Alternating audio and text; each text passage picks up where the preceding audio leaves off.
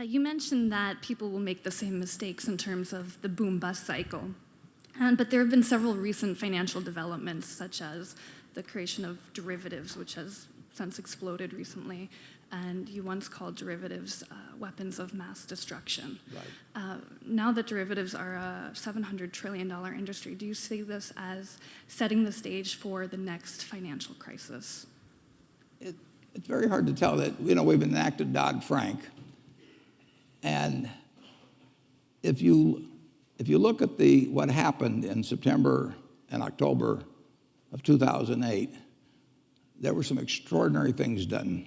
The Federal Reserve poured $85 billion into AIG, and if they hadn't, our world would be very different.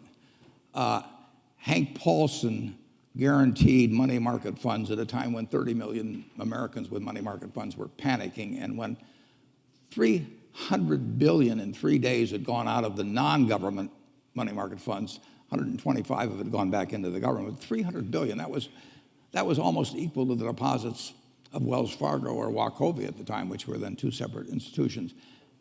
Both of those authorities have essentially been taken. I don't think they can do that under Dodd-Frank. I don't think that Bernanke could do what he did, and I don't think that Paulson can do what he did. When there's a panic, the only thing that will stop it, basically, is when somebody who has the ability and the will says, I'm going to do whatever it takes. And basically, that's what Bernanke and Paulson, and finally, Congress in a kind of a reluctant way, but said to the American public. And you could believe it. If Bernanke said, I'm going to do whatever it takes, nobody knows what Section 13(3) of the Federal Reserve Act is, and it wasn't probably meant to do what he did with it, but he did it. And the same way with they call it the Exchange Stabilization Fund of the Treasury.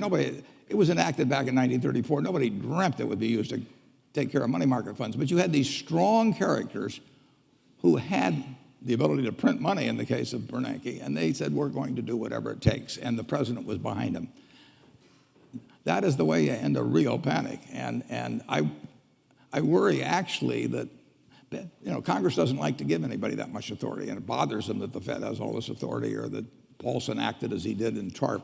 And I tip my hat to them, and I'm not sure. There will be another panic. Where it comes from, who knows? But when that time comes, the question will be, are the people who have panicked, who have frozen, who have caused the economic engine to stop, will they believe and come right back and be doing something? And I'm not sure whether what's been enacted is a plus or a minus in that regard. Regardless, the country will come through. But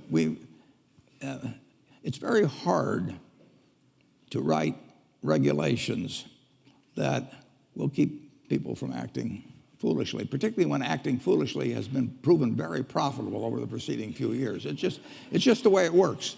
Humans, they all think they're Cinderella at the ball, and they think, as the night goes along, the music gets better and the drinks flow and everything, and they all think they're going to leave at 2 minutes to 12.